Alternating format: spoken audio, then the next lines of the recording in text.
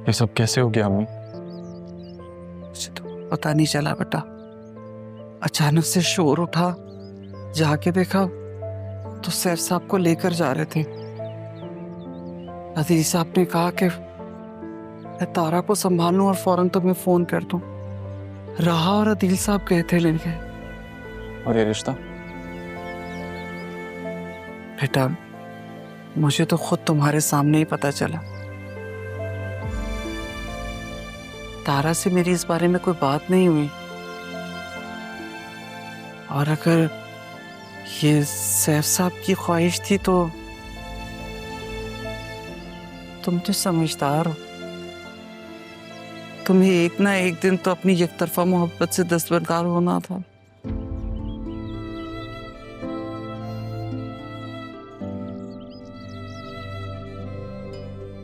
एक तरफा होती तो शायद हो भी जाता, लेकिन यहाँ तो मोहब्बत दो तरफा हो गई थी अम्मी। अब आपको कैसे बताऊं? ऐसे भी राहा मुझे कसूरवार मानती है अरमान। उसे लगता है सारी गलती मेरी थी।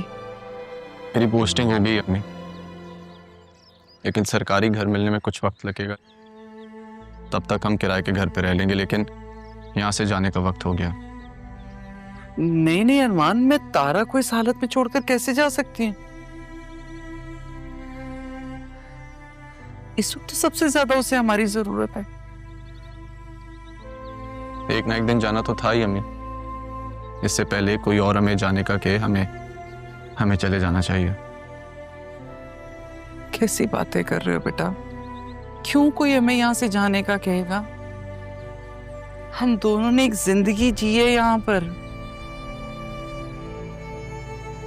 अब वक्त आ गया है कि आप एक ऐसी जिंदगी जिए जो आपके हक के लिए बेहतर हो।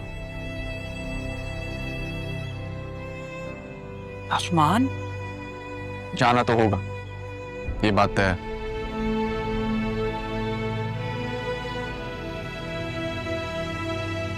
वो तुमने कहा था कि वो लोग हमें तलाश कर रहे हैं।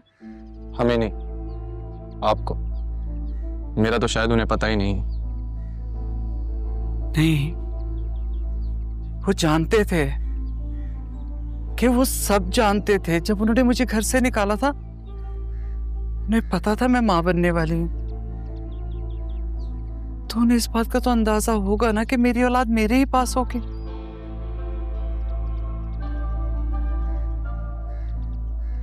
अरमान, ये ऐसा तो नहीं कि वो तुम्हें मुझसे छीन ले? या नहीं जी पाऊंगी बेटा तुम्हारे बगैर। मैं कोई खिलौना नहीं हूं अम्मी, ना ही कोई छोटा बच्चा जो मुझे कोई अपनी मां से छीनेगा। और आप कह रही हैं ना कि आप मेरे बगैर नहीं रह सकती। ठीक है, तो मेरी ये बात मानिए, हमें इस घर से जाना होगा, क्योंकि अब मैं यहां नहीं रह सकता।